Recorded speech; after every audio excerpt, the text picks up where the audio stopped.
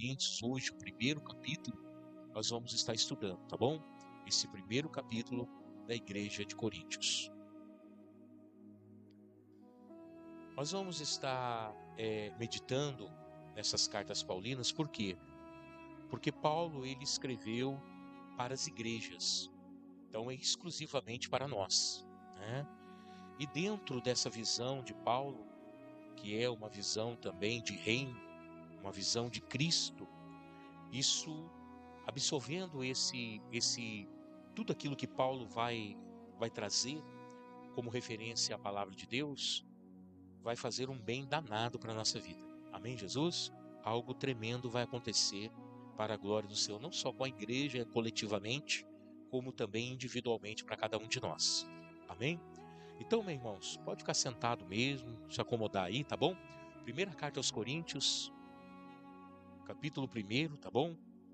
A partir do primeiro versículo, nós vamos ler esse capítulo inteiro e depois nós vamos explanar aqui em nome do Senhor Jesus, tá bom? Diz assim a palavra do Senhor, preste bem atenção.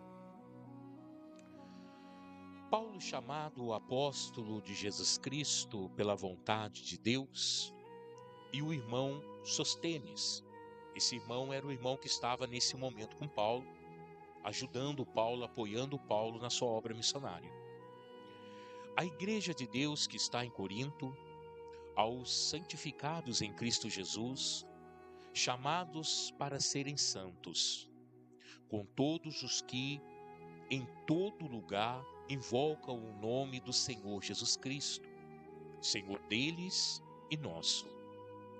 Graça e paz seja convosco, da parte de Deus, nosso Pai, e do Senhor Jesus Cristo. Sempre dou graças ao meu Deus por vós, pela graça de Deus que vos foi dada em Jesus Cristo. Pois em tudo fostes enriquecidos nele, em toda a palavra e em todo o conhecimento, assim como o testemunho de Cristo foi confirmado entre vós, de modo que nenhum dos dons vos falta, aguardando a revelação de nosso Senhor Jesus Cristo, o qual vos confirmará também até o fim, para serdes irrepreensíveis no dia do nosso Senhor Jesus Cristo. Fiel é Deus, pelo qual fostes chamados para a comunhão de seu Filho Jesus, Cristo nosso Senhor. Versículo número 10. Rogo-vos, porém, irmãos, pelo nome do Senhor Jesus Cristo, que digais todas as mesmas coisas e que não haja entre vós divisões, para que sejais unidos no mesmo sentido e no mesmo parecer. A respeito de vós, irmãos meus, me foi comunicado pelos da família de Cloé, que há contendas entre vós. Quero dizer com isso que cada um de vós diz: eu sou de Paulo, eu sou de Apolo, eu sou de Cefas, eu sou de Cristo.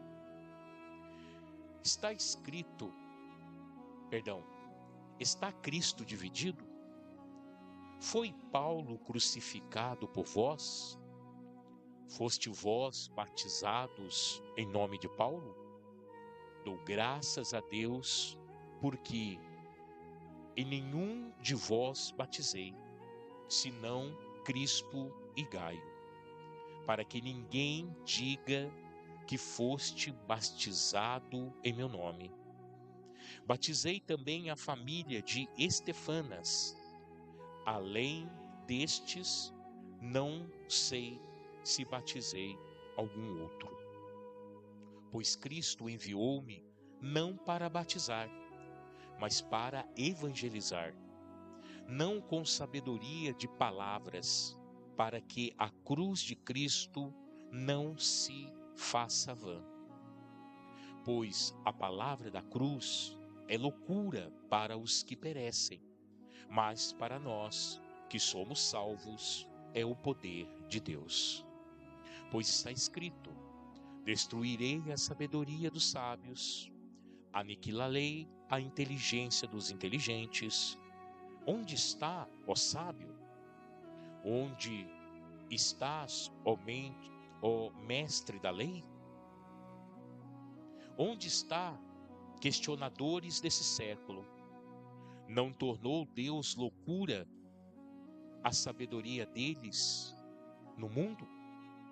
Visto que na sabedoria de Deus, o mundo não conheceu a Deus por sua própria sabedoria. Aprove a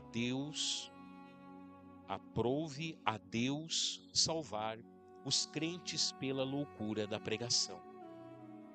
Os judeus pedem sinal e os gregos buscam sabedoria, mas nós pregamos a Cristo crucificado, escândalo para os judeus e loucura para os gregos.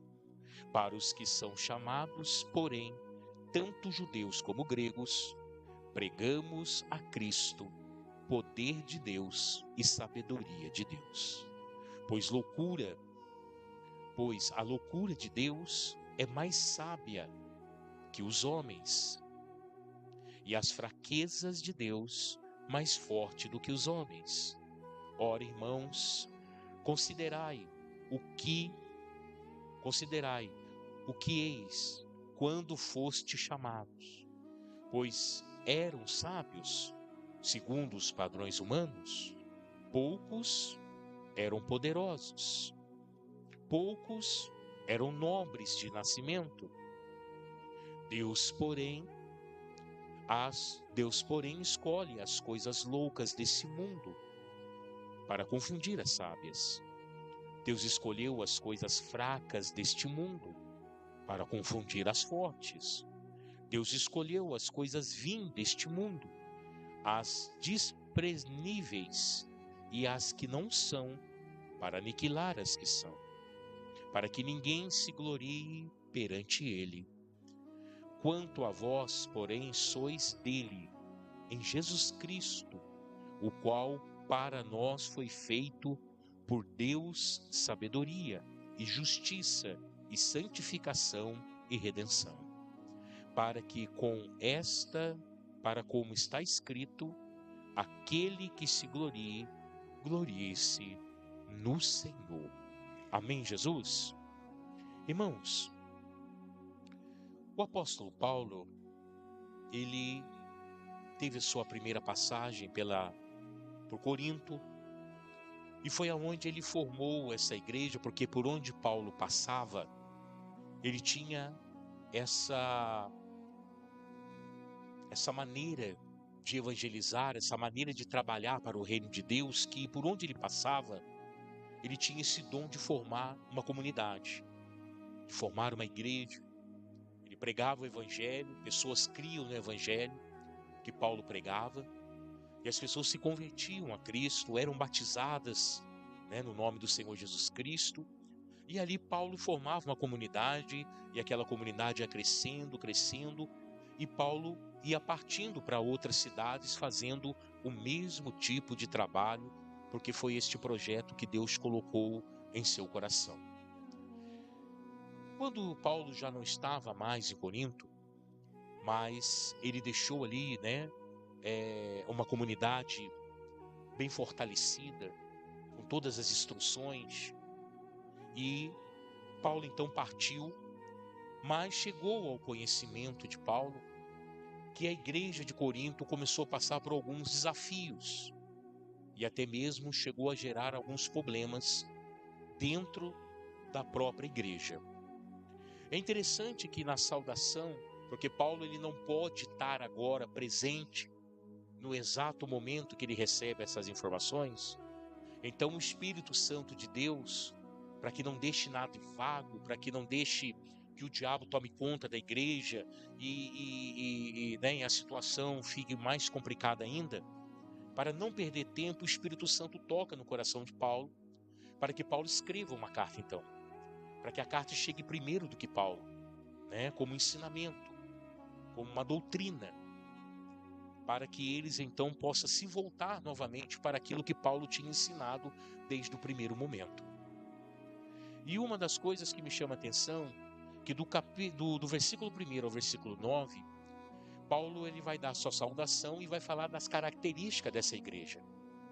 E isso me chama a atenção porque foi uma igreja que estava sem a presença de Paulo, mas que realmente gozava de uma presença profunda de Deus no meio delas, né? E o que me chama a atenção é a partir do versículo 3, que Paulo diz: graça e paz seja convosco, da parte de Deus, nosso Pai, e do Senhor Jesus Cristo. Sempre dou graças ao meu Deus por vós, pela graça de Deus que vos foi dada em Jesus Cristo.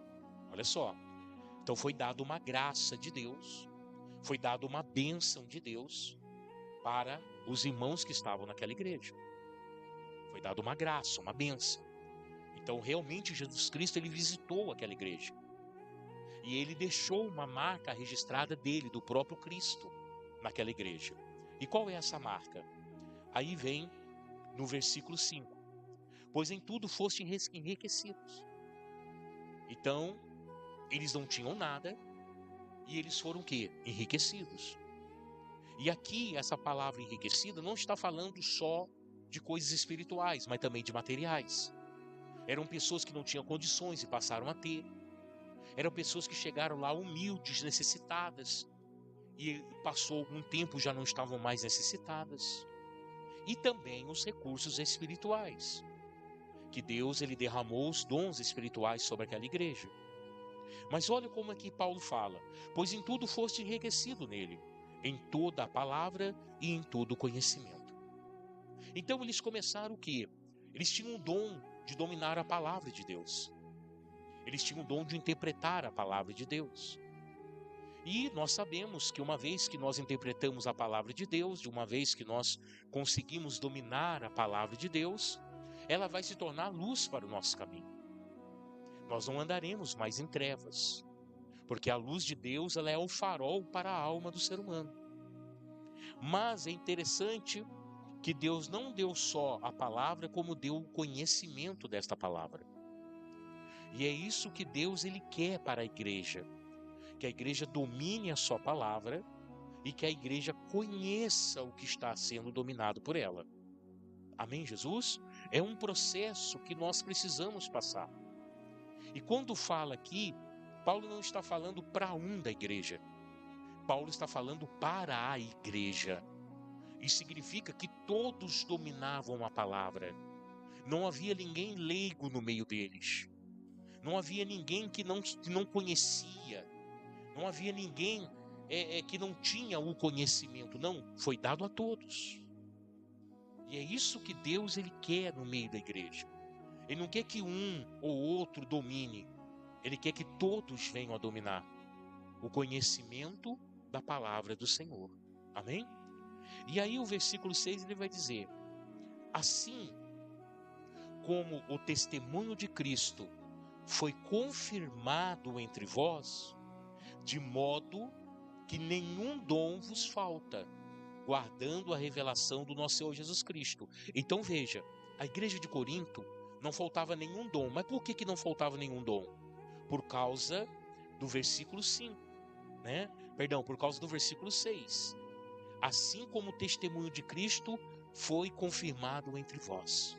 Qual era o testemunho de Cristo? Qual é o maior testemunho de Cristo? A morte e a sua ressurreição. Porque só o Filho de Deus poderia morrer e ressuscitar. Então esse era o maior testemunho de Cristo. E isso foi revelado dentro da igreja. Mas o que a palavra revelação tem aqui, pastor? Alguém levantou lá e disse para a igreja: olha, Jesus Cristo ressuscitou. Não, não foi dito por alguém. Esta revelação aconteceu na vida de todos dentro da igreja. Todos chegaram a uma conclusão: verdadeiramente Jesus Cristo ressuscitou dos mortos. e não havia nenhuma dúvida entre a igreja. Quando isso aconteceu? Quando isso aconteceu, veio os dons espirituais para a igreja. Quem está entendendo, diga amém. Enquanto não reconhecemos o testemunho de Jesus Cristo na nossa vida, os dons espirituais não vão alcançar a igreja. Quantos todos dentro da igreja não tiverem convictos da morte e da ressurreição do Senhor Jesus Cristo, e não tiverem convictos que Jesus é o único e suficiente Salvador de suas vidas, enquanto essa revelação não alcançar a todos dentro da igreja, os dons não são derramados. Amém? Porque só depois dessa revelação, Paulo diz que os dons alcançaram a igreja. Ele vai dizer, de modo que nenhum dom vos falta, guardando a revelação de nosso Senhor Jesus Cristo. Olha só que interessante. Então, Deus, ele tem bênção individual para cada um de nós. Ele vai nos abençoar individualmente. Mas as maiores bênçãos de Deus são coletivamente. São quando nós agimos e pensamos e buscamos de uma maneira que agrada o coração do Senhor. Porque eu posso agradar o coração do Senhor individualmente, mas às vezes a igreja não está agradando coletivamente a busca ao Senhor. Amém? Então é necessário que eu faça a minha parte, é necessário que os irmãos façam a sua parte, e nós fazendo cada um a nossa parte, dentro de um princípio, de um propósito, de uma visão, de um entendimento, para que Cristo venha reinar entre nós. Amém? Porque aonde há união, a decisão, a sabedoria, a concordância e o Espírito Santo está entre nós. Amém, Jesus? E aí Paulo encerra então a sua saudação dizendo assim: o qual vos confirmará também até o fim, para seres irrepreensíveis no dia do nosso Senhor Jesus Cristo. Ele está falando da volta do Senhor Jesus Cristo, do retorno do Senhor Jesus Cristo. E ele fala que nesse dia precisamos estar o quê? Irrepreensíveis. Amém? O que é a palavra irrepreensível? É a palavra que você está num caminho e dali você não sai por nada e nem por ninguém. Não tem marido, não tem esposa, não tem filho, não tem pai, não tem mãe, não tem parente, não tem amigo. Amém? Você está dentro de uma missão. Você é irrepreensível naquilo. Você não muda, não sai de nada, porque Deus, te revelou aquilo. Amém? E aí ele vai dizer, para finalizar aqui essa primeira parte: fiel é Deus, pelo qual foste chamados, para a comunhão de seu Filho Jesus, Cristo nosso Senhor. Amém, Jesus? Então ele fala do chamado. Ele fala que todos foram chamados por esta revelação e pelo decreto do Senhor e Salvador Jesus Cristo. Amém? Pois bem, então aqui Paulo, ele dá a saudação, ele demonstra a grandeza da igreja, ao ponto que a igreja chegou por causa da revelação de Jesus Cristo no meio deles, E Deus mostrou que eles tinham valor, mas agora Paulo começa a falar dos problemas internos da igreja. E é interessante que Paulo começa dizendo assim: rogo-vos, porém, irmãos, pelo nosso Senhor Jesus Cristo, que digais, ou falais, todos a mesma coisa. Que coisa é essa? Sobre Cristo. Que o entendimento deles sobre Cristo, sobre a igreja, sobre a obra de Deus, sobre santidade, sobre jejum, sobre, enfim, as coisas espirituais, fosse o mesmo que entendimento. Tá? Então, quando não há entendimento, há divisão. E na divisão, Deus não age. Deus, ele vai agir na união. Amém? Deus não vai agir na divisão. Então ele fala, Paulo diz, que digas todas as mesmas coisas, ou falem as mesmas coisas, e que não haja entre vós divisões, para que sejais unidos no mesmo sentido e no mesmo parecer. Por que Paulo precisava de uma igreja unida no mesmo pensar e no mesmo parecer? Por quê? Porque a igreja ia conquistar mais pessoas. Iam chegar pessoas na igreja que precisavam encontrar uma igreja unida. Uma igreja que pensava a mesma coisa, que defendia a mesma causa, né? Que pregava o mesmo Jesus, para que os milagres acontecessem na vida dessas pessoas que estavam chegando. Então Paulo, ele enxergou que isso estava acontecendo dentro da igreja. E no versículo 11 ele diz: a respeito de vós, irmãos meus, me foi comunicado pelos o da família de Cloe, que há contenda entre vós. Cloe é um servo fiel ao Senhor, que está servindo ao Senhor de uma maneira íntegra, não só ele como a sua família. E ele está incomodado com a divisão que há dentro da igreja. Então esse irmão não é um fofoqueiro, esse irmão não é uma pessoa, né, como diz aí muitos aí no termo do mundo X9, né, um traidor. Não, ele é uma pessoa preocupada com a igreja e com o rumo que a igreja está seguindo. Quando nós temos a preocupação com a obra de Deus, quando nós temos preocupação, aleluia, de manter um ambiente para que Deus, né, um ambiente propício para que Deus se manifeste, o que nós vamos ser? Nós vamos ser guardiões da obra do Senhor. Nós vamos estar lutando por ela. E nós vamos observar, é claro, né, situações que nós não podemos deixar acontecer dentro da igreja. Então, nossos olhos estão focados para que nada venha contaminar o ambiente onde Deus se manifesta. Ao ponto de nós estarmos cientes, olha, esse comportamento não pode, aquilo ali não pode ser, olha, tem que tomar cuidado com aquele irmão, olha, vamos ajudar aquele outro ali. Quem está entendendo, diga amém. Ao ponto de nós nos preocuparmos com o ambiente onde Deus está se manifestando. Amém, Jesus? E é por isso que muitas das vezes nós precisamos chegar, nós precisamos falar, nós precisamos conversar, né? Para poder manter o ambiente da igreja mais saudável possível. Então, Paulo foi comunicado e ele diz que dizem que isto que quero dizer com isto que cada um de vós diz: eu sou de Paulo, eu sou de Apolo, eu sou de Cefas aqui é Pedro, viu?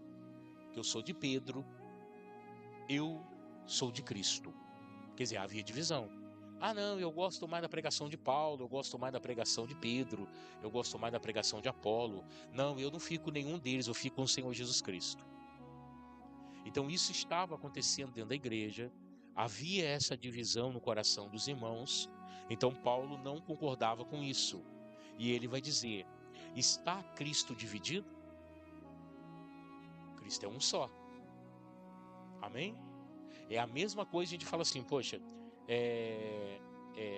a igreja lá da Assembleia de Deus não concorda com o trabalho que nós fazemos aqui, né? A igreja tal não concorda com outra igreja, a igreja tal não concorda com a outra igreja. Amém, Jesus? Às vezes pode haver divergências teológicas, mas nós servimos ao mesmo Deus e precisamos ter consciência disso. Amém? É claro que nós não vamos defender heresia. Se estiver pregando heresia lá na igreja de fulano, nós vamos combater isso daí, e energicamente. Olha, isso não é de Deus, não está na Bíblia, você está pregando errado, né? Mas ao contrário, nós precisamos entender que nós servimos ao mesmo Deus e não à divisão. Deus não está dividido. Deus não tem uma parte de Deus lá na Assembleia de Deus e uma parte de Deus aqui na nossa igreja. Não tem uma parte de Deus lá na quadrangular e uma parte de Deus na presbiteriana. Não, é um único Deus. E nós precisamos entender isso. Amém? E ele vai dizer: foi Paulo crucificado por vós? Claro que não. Foste vós batizado em nome de Paulo? É claro que não. Então não havia por que ter divergência. Mas em algum momento, eles tiraram os olhos de Cristo e começaram a olhar para os homens. Porque o maior problema de uma igreja é quando ela tira os olhos de Cristo. Amém? Nós não podemos tirar os olhos de Cristo. Quando nós tiramos os olhos de Cristo, nós vamos começar a olhar o quê? Aquilo que nós não podemos enxergar. Porque somos críticos, porque somos pecadores, porque somos falhos. Então, uma vez que a nossa ótica não é mais a ótica de Cristo, nós vamos começar a enxergar defeitos, problemas, dificuldades. Nós vamos começar a ficar até mesmo descrentes com o que estamos vendo, porque nós tiramos os nossos olhos do Senhor. Então Paulo disse: olha, vocês tiraram os olhos de Deus. Vocês olharam para mim, vocês olharam para Paulo, para Apolo, para Pedro, né? E aí Paulo vai dizer: dou graças a Deus, porque a nenhum de vós batizei, senão a Crispo e Gaio, para que ninguém diga que foi batizado em meu nome. Batizei também a família de Estefanas, além destes não sei se batizei algum outro. Olha o que Paulo diz. Por que ele dava graças a Deus? Para aquela pessoa falar assim: não, eu fui batizado pelo Paulo, eu fui batizado pelo grande apóstolo, se exaltando por ser batizado por Paulo. Então, esse é um comportamento que nós não podemos em nenhum momento deixar fluir no nosso coração. Amém, Jesus? Que isso traz divisão no meio da igreja. É um comportamento errado. Então, Paulo continua dizendo, olha o versículo 17. Pois Cristo enviou-me não para batizar, mas para evangelizar. Olha que interessante. Não com sabedoria de palavras, para que a cruz de Cristo seja, ou se faça vã. Então ele não pregava com as suas próprias palavras, ele não trazia nas suas pregações o seu próprio entendimento ou o que ele achava do mundo, não. Ele trazia as palavras de Cristo. E quando nós pregamos a palavra do Senhor, nós estamos pregando aquilo que Deus permite ser pregado. Amém, Jesus? E isso faz toda a diferença na vida daqueles irmãos que estavam recebendo aquela palavra. Tá? Então os irmãos precisam entender isso. Hoje é o pastor Ronaldo lá pregando, eu vou no culto. Hoje não é o pastor que está lá? Não, é o presbítero Rafael, eu não vou no culto. Não. O evangelista Juan, eu não vou no culto. Não. Vem um pregador de fora, eu não vou no culto. Não. Cristo está aqui. Amém? Cristo está aqui. Então nós temos que entender isso. E aí Paulo continua dizendo, pois a palavra da cruz é loucura para os que perecem, mas para nós que somos salvos, é o poder de Deus. Amém? Então, o assunto de Paulo era Cristo. Nada mais do que isso. E ele diz mais, pois está escrito, destruirei a sabedoria dos sábios, aniquilarei a inteligência dos inteligentes. Onde estará o sábio? Onde estará o mestre da lei? Onde estará o questionador deste século? Não tornou Deus loucura a sabedoria deste mundo? Amém? Então você veja que todo questionamento humano, cai diante da sabedoria de Deus.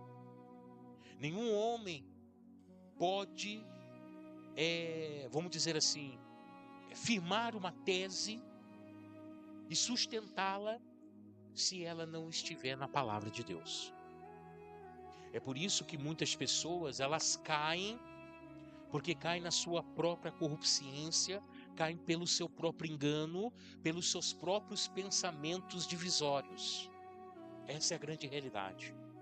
Porque quando um homem, ele se volta contra a verdade, quando ele se volta contra Cristo, contra a palavra de Deus, ele não está, vamos dizer assim, ferindo a Deus, ele está ferindo a si próprio, está se enganando a si próprio. E isso traz consequências desastrosas para a vida do ser humano, porque ninguém pode prejudicar a Deus. Se alguém prejudica a obra de Deus, está se auto-prejudicando. Aquele que tenta prejudicar alguma coisa que Deus estabeleceu está se prejudicando, porque ninguém pode se prejudicar ao próprio Deus. Então Paulo continua dizendo, olha só, visto que na sabedoria de Deus, o mundo não conhece a Deus por sua própria sabedoria.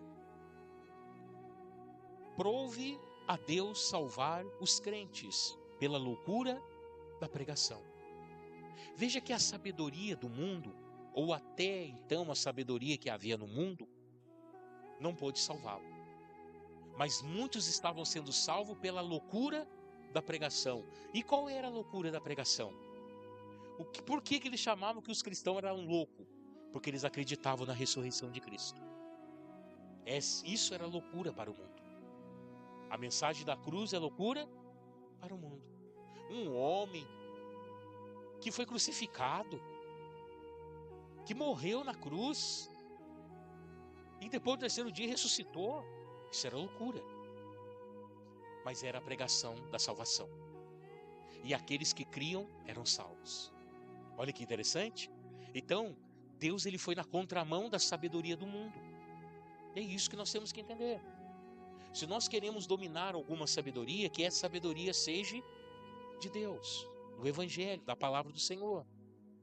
Porque qualquer outra sabedoria humana vai se desfazer diante do testemunho de Jesus Cristo na nossa vida. Paulo, então, ele escreveu também, nós vamos ler isso aqui mais para frente, que ele tinha muita sabedoria, que ele foi aprovado para ser um membro do Sinédrio, que ele se tornou um fariseu por ser sábio na palavra, mas que ele abriu mão da sua sabedoria quando conheceu a grandeza de Jesus Cristo. Então é isso que nós precisamos entender, e é isso que Paulo está trazendo à igreja de Corinto. E aí vamos adiante. Os judeus pedem sinais, olha como Paulo entendia. Os judeus pedem sinais, e os gregos buscam sabedoria. Mas nós pregamos a Cristo crucificado, escândalos para os judeus e loucura para os gregos. Escândalo para os judeus, porque os judeus não aceitavam Jesus como Salvador, era um enganador, e os gregos não entendiam porque alguém morreu e ressuscitou. Eram inteligentes, era o berço da sabedoria humana na época, era a Grécia, mas eles ficaram confundidos com a sabedoria de Cristo. E aí Paulo continua dizendo, para os que são chamados, porém, tanto judeus como gregos, pregamos Cristo, poder de Deus e sabedoria de Deus, pois a loucura de Deus é mais sábia que os homens, e a fraqueza de Deus mais forte do que os homens. Ora, irmãos, considerai o que eras quando foste chamados. Poucos eram sábios segundo os padrões humanos, poucos eram poderosos, poucos eram nobres de nascimento. Deus, porém, escolheu as coisas loucas desse mundo para confundir as sábias. Deus escolheu as coisas fracas desse mundo para confundir as fortes.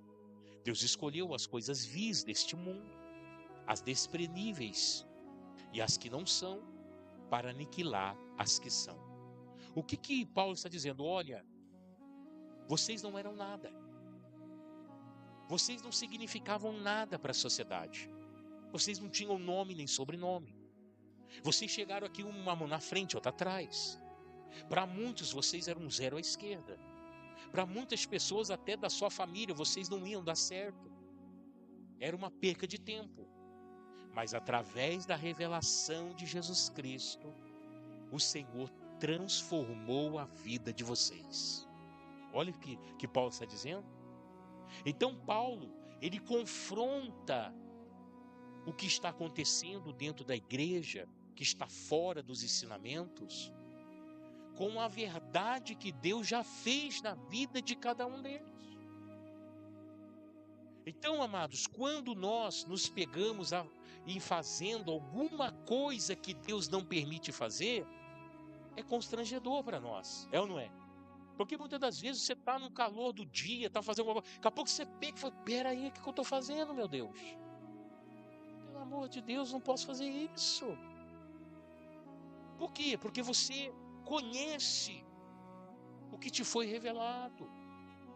E esta revelação já trouxe tanta coisas de Deus para a sua vida.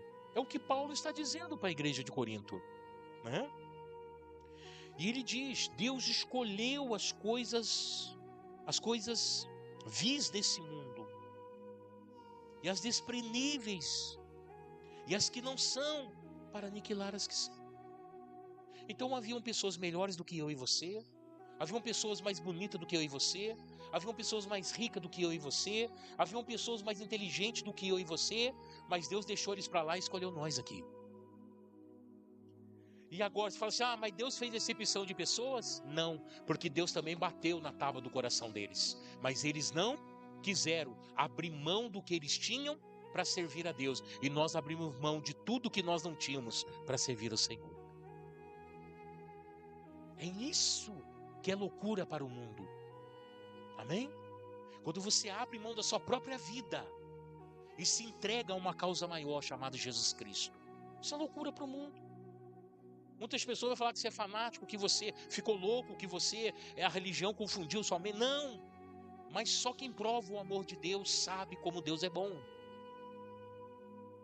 E Paulo está falando isso de punho próprio, porque Paulo conheceu os dois lados. E ele decidiu ficar com Cristo, porque Cristo era infinitamente melhor do que tudo que ele tinha recebido antes de Cristo.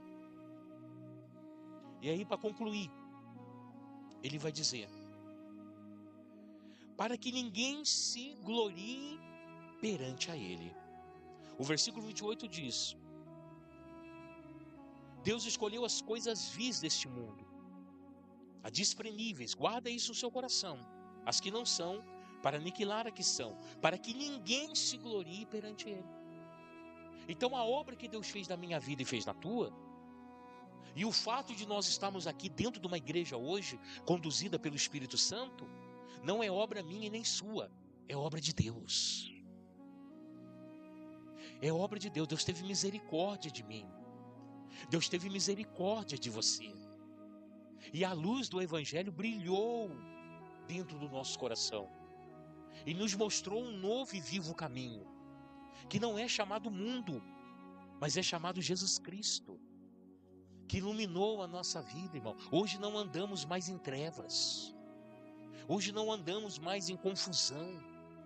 Hoje nós temos uma realidade. Nós temos um conceito de vida. Nós defendemos valores e princípios que não negociamos. Porque Jesus Cristo entregou isso a nós através da revelação da sua palavra. E aí Paulo conclui. Quanto a vós, porém, sois dele. Paulo está falando, olha, vocês erraram, muita coisa errada aconteceu no meio de vocês, mas vocês são dele. Deus não havia abrido mão de nenhum de nós. Deus nunca abriu mão da minha vida e nem da sua. Muitas das vezes fomos nós que abrimos mãos de Deus, que abrimos mão da revelação da sua palavra, que abrimos mão de andar com Ele, de servir a Ele, de obedecer a Ele, né? E aí quando isso acontece, o que vai surgir na nossa vida? Os problemas. Porque nós saímos debaixo da proteção de Cristo. E os problemas vão chegar, as dificuldades vão chegar. Mas Deus diz, vocês são dele. Paulo diz, vocês são deles. Quer dizer, Deus não abriu mão da sua vida. Às vezes você está passando por um momento difícil, delicado, que você nunca enfrentou, e às vezes nem sabe como enfrentar isso na sua vida. Mas Jesus Cristo está afirmando, hoje você é dele. Você ainda continua sendo dele. E ele continua dizendo, quanto a vós, porém, sois dele, e em Jesus Cristo, o qual para nós foi feito por sabedoria e justiça e santificação e redenção. Sabedoria, conhecimento, justiça, amém? Ele é o exemplo para nós de justiça, de santificação, para que possamos nos santificar neste mundo tenebroso, nesse mundo cheio de pecado, ser diferentes nessa terra, ser diferentes nessa sociedade que vivemos, e de redenção, de perdão, de reconciliação. Prontos a perdoar, prontos a pregar o perdão, prontos a ser pacificadores. E ele diz, para concluir, aleluia, para que como está escrito, aquele que se glorie, glorie-se no Senhor. Então, ele resume o problema da igreja aqui. Nesse último versículo 31, ele resume o primeiro capítulo. O que estava acontecendo? As pessoas estavam se gloriando fora de Cristo. Se gloriando em si mesmo. Eu falo em língua, meu irmão. Você fala em língua, mas eu tenho a interpretação da sua língua. E aí, quem é melhor? Eu sei. Mas eu sou profeta. Não, mas eu tenho o dom da revelação da palavra. Porque nenhum dom faltava à igreja de Corinto. E começou a haver o quê? Essa perseguição, essa disputa, ao ponto que as pessoas falam assim, então fala o seguinte, fica lá com o Paulo que eu vou ficar com o Apolo. Não, você vai ficar com o Paulo? Você com o Apolo? Então não vou ficar nem com vocês dois, eu vou ficar com Pedro. Aí eu não quero mais ninguém falando na minha cabeça, eu vou ficar só com Jesus Cristo. Divisão. Corpo, ele precisa ser unido. Você já pensou a perna fazer o que ela quer? Sem respeitar a sua cabeça? Já pensou sua mão fazer o que a sua mão quer fazer sem respeitar a cabeça? Nós somos o corpo e Cristo é. Então é de Cristo que vem para os membros. Então nós precisamos obedecer a Jesus Cristo. Amém, Jesus? Então aqui nós começamos a entender o porquê o Senhor Jesus, ele pediu para que Paulo escrevesse essa carta e levasse à igreja de Corinto. A partir dessa semana que vem, terça-feira que vem, nós vamos ler o capítulo 2, amém? E vamos entender esse capítulo 2 dessa primeira carta ao Coríntios, amém? Vamos ficar de